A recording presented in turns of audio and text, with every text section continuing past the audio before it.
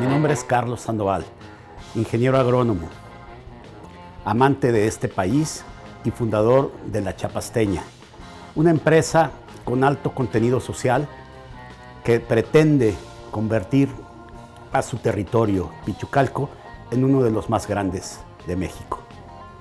Los esperamos que nos visiten.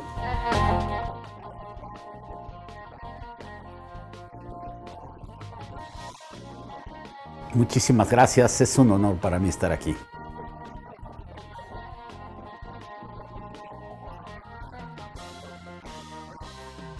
Luego tomar. Ah, qué...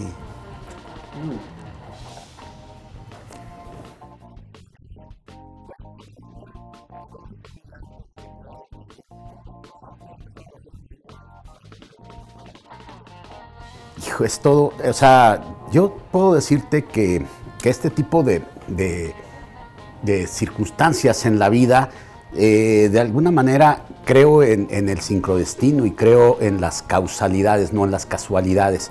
La casualidad sería que yo llegué a Tabasco a dar una serie de cursos, de temas que tenían que ver con el valor de la tierra rural, que era mi expertise, que hoy todavía sigue siendo, pero conocí a gente que provocó que se despertara ese chip en mi persona. Esta gente, una indígena chontal, Candelaria, me mostró su pueblo, su gente, la otra parte por la que yo asistía, que era la evaluación, los proyectos grandes, infraestructura, petróleos mexicanos, los bancos. Y cuando llego con Candelaria, voy a ver a la gente que realmente es la que habita en la tierra rural, en el sureste de México, donde existen una gran cantidad de necesidades y hay una gran cantidad de riqueza, pero no hacen match.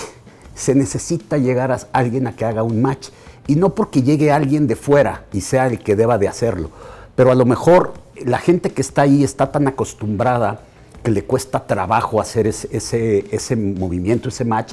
Y pues en mi caso tuve la fortuna de haber podido llegar al lugar, conocerlo, porque primero tuve que conocerlo. O sea, yo en mi primer intento de llegar al proyecto, uno se siente que va a salvar al mundo, que viene con toda la tecnología y el conocimiento. Y lo que me sucedió es que lo primero que tuve que hacer, y me tardé 10 años en hacerlo, fue aprender de ellos. Ellos me enseñaron, ellos me llevaron a sus lugares, a su tierra, a su gente, y me enamoré.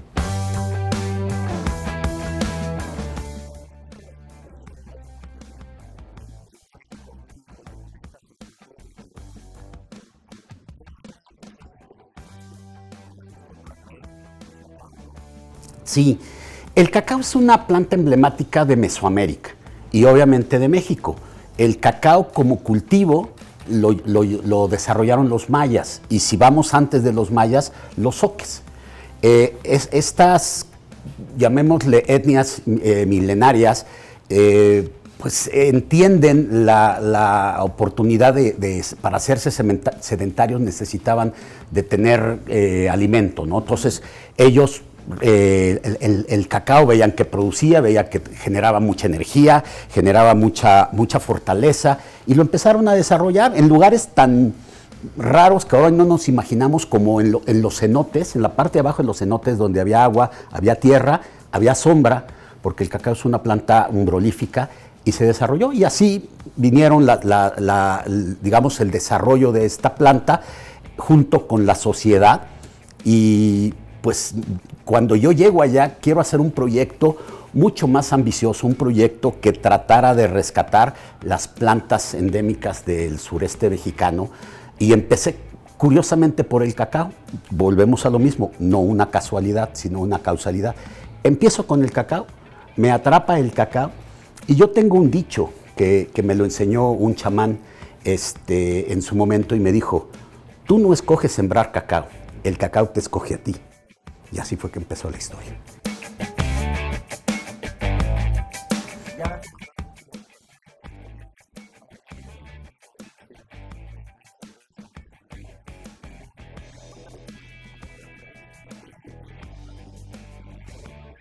Sí, una vez que se tardó 10 años en lograr los establecimientos productivos en las plantaciones, porque hubo que hacer resiembras, porque hubo que seleccionar a nuevos productores que no alcanzaban a comprender el proyecto de largo plazo, pero digamos que ahora que ya eso fue aprendido tiempo atrás, ¿qué hacer con el cacao?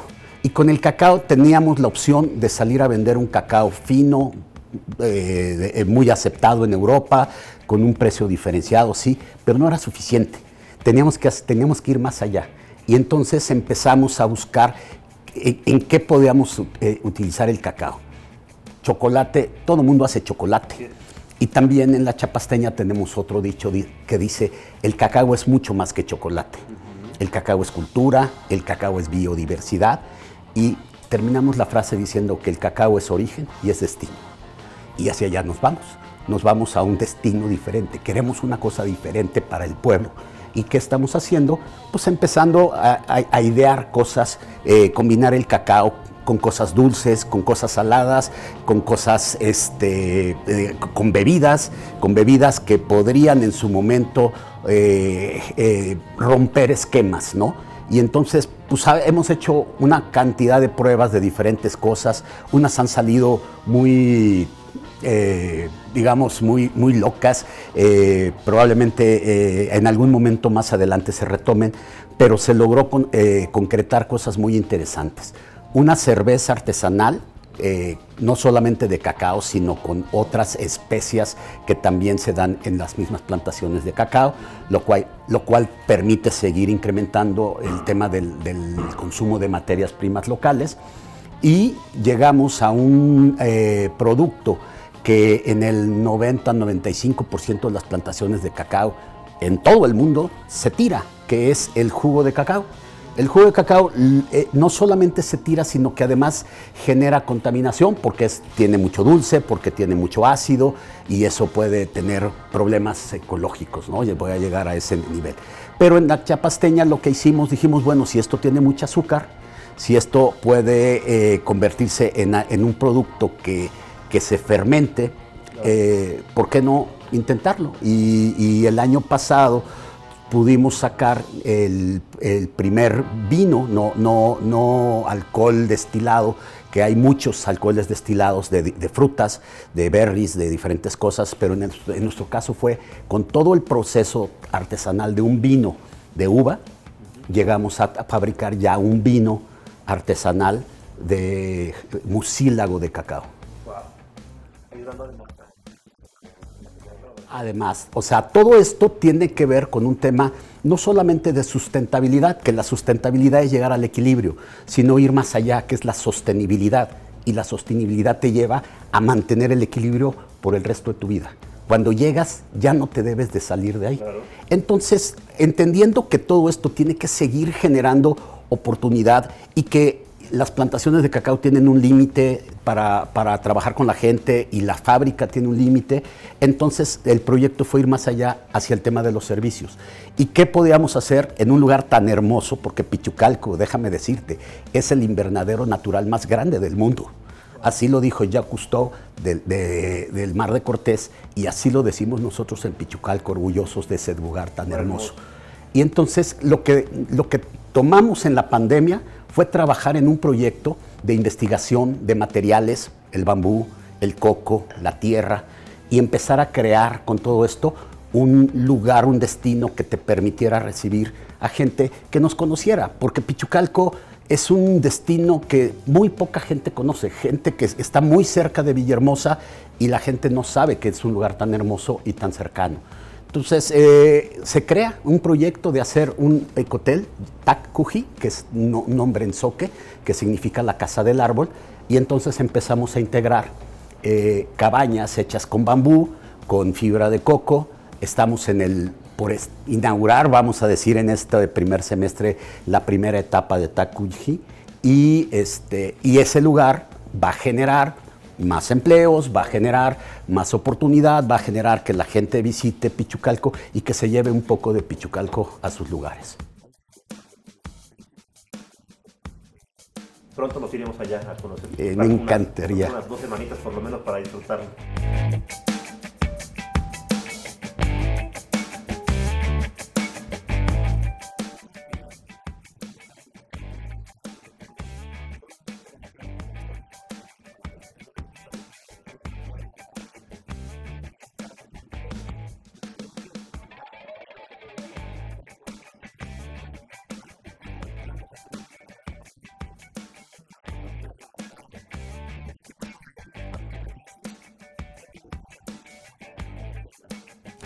Sí, son momentos que tienes que hacer uso de tu fortaleza interior, porque no es fácil. Hoy estamos platicando en este lugar hermoso con un producto o una serie de productos y todos unos procesos que ya van encaminados, ¿no? Pero cuando estás en medio, no sabes cuánto te falta para llegar al final. Y lo que sí ya sabes son todo lo que ya pasaste. Y lo que ya pasaste fueron situaciones de crisis, situaciones de desesperación, situaciones donde todo el mundo te abandona, porque hubo gente que creyó en el proyecto, en su origen, y después dijeron, no, pero es que esto ya se tardó, es que esto no es lo que tú me platicaste. Le dije, pero es que ahí vamos. Y cuando te sientes completamente solo, es cuando te debes de tomar, ahora sí que al toro por los cuernos, como dicen, y decir pues, de qué estás hecho, ¿no?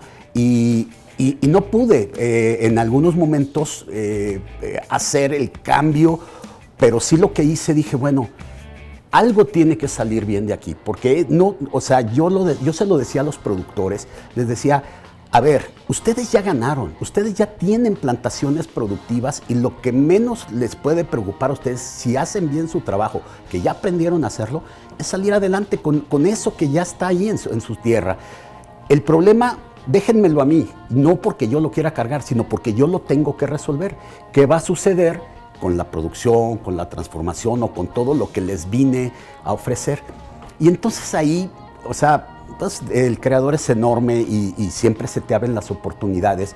Y entonces una persona a la que adoro con toda mi alma llegó ahí a ese lugar conmigo, productora de cacao, hoy es mi esposa, y me dio la herramienta que yo necesitaba, que se llamaba confianza. O sea, podría yo decirte indispensable. Cuando ya nadie estaba de tu lado, en ese momento llega alguien de fuera, pues con ganas de ayudarte, pero sobre todo de decirte, sí se puede, y aquí estoy yo. Creo es lo que estás haciendo.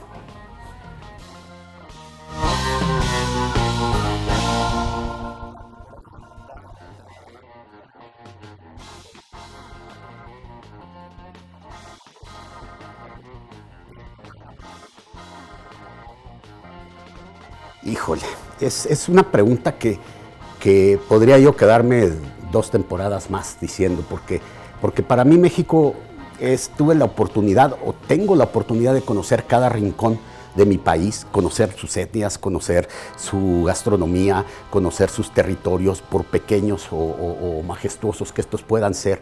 Y yo me quedo con el México que te sonríe. Lo que más me encanta de México es ver una sonrisa en la gente.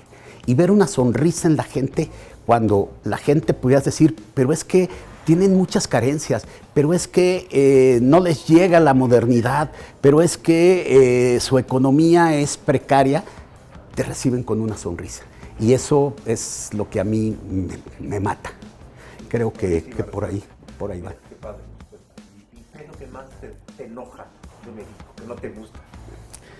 Podríamos hablar de muchas cosas, pero yo creo que lo que más me enoja de México es que la gente que está hoy en las posibilidades de solucionar los problemas, realmente no la veo con un tema de compromiso, y yo podría decirlo también, lo podría resumir en una frase: lo que le hace falta a este país es que sus verdaderos líderes tengan un verdadero y profundo amor por su tierra. O sea, porque en ese momento cuando yo lo siento por mí, cuando te llega ese amor, cuando te llega esa pasión, no puedes escatimar nada, o sea, lo das todo. Y que de repente alguien llega y te vende que él es la persona que va a llevarte de la mano porque lo sabe, porque tiene los conocimientos, porque tiene las herramientas. Y no suceden las cosas, no hay otra razón más que le falta un profundo amor por su tierra, por su gente.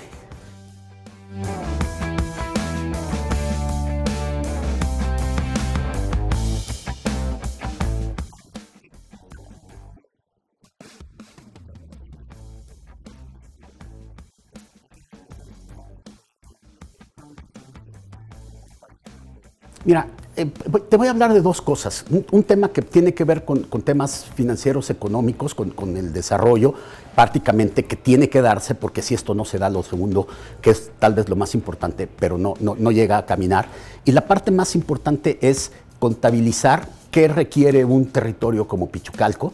Pichucalco no es un territorio pobre, Pichucalco tampoco es un territorio rico, pero es un territorio que no logra salir de muchas cosas. Tuvo mucha riqueza hace algunos decenas de años, antes de la explosión del Chichonal, era un territorio muy rico, llegó a ser el segundo productor de ganado y el primero de cacao en el sureste, ¿no? En Chiapas, Tabasco.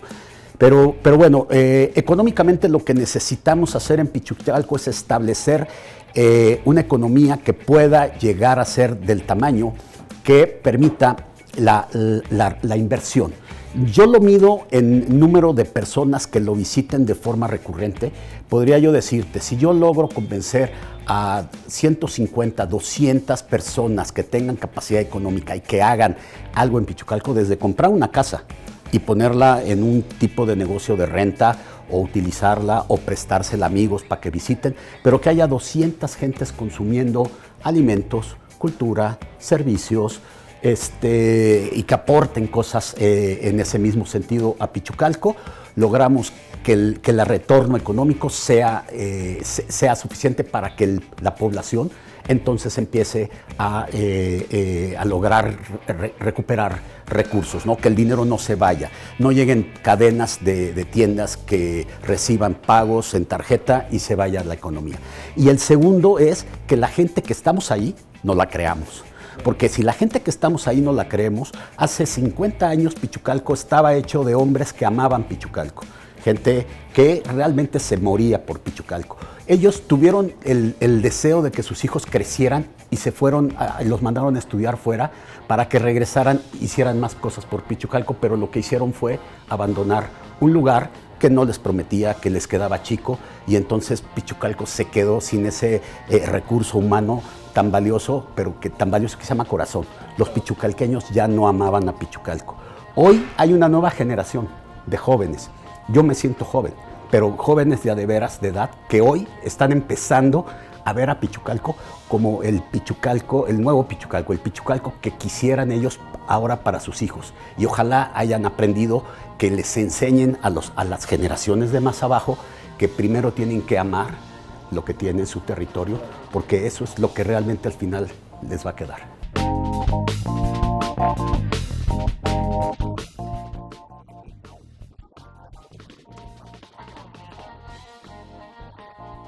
Híjole, es una cosa se siente muy bonito, se siente padrísimo que gente que está ajena a ti te reconozca una labor de esfuerzo, porque la verdad es que el ser humano está hecho de sentimientos, así como el sentimiento de frustración o de tristeza, el sentimiento de felicidad. Pero lo más padre es que este grupo, cada uno está haciendo algo diferente en su esquema, en su espacio, en su territorio, y que hoy los 100 sabemos que cada uno de nosotros tiene la oportunidad de que el día de mañana este país realmente haya un cambio. Y ese es a lo que creo que en su momento podría yo decir, si estuviéramos los 100 aquí, le estaríamos apostando, ¿no? O sea, nos puede ir bien, pudiera no irnos tan bien, eso es circunstancial.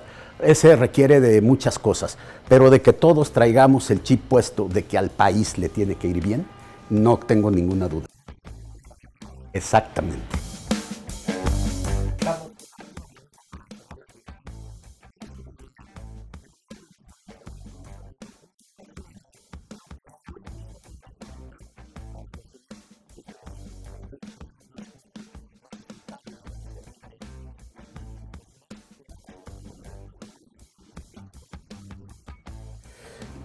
México, son 126 ciudades que reciben la mayor cantidad de recursos, de inversiones, de población, de interés.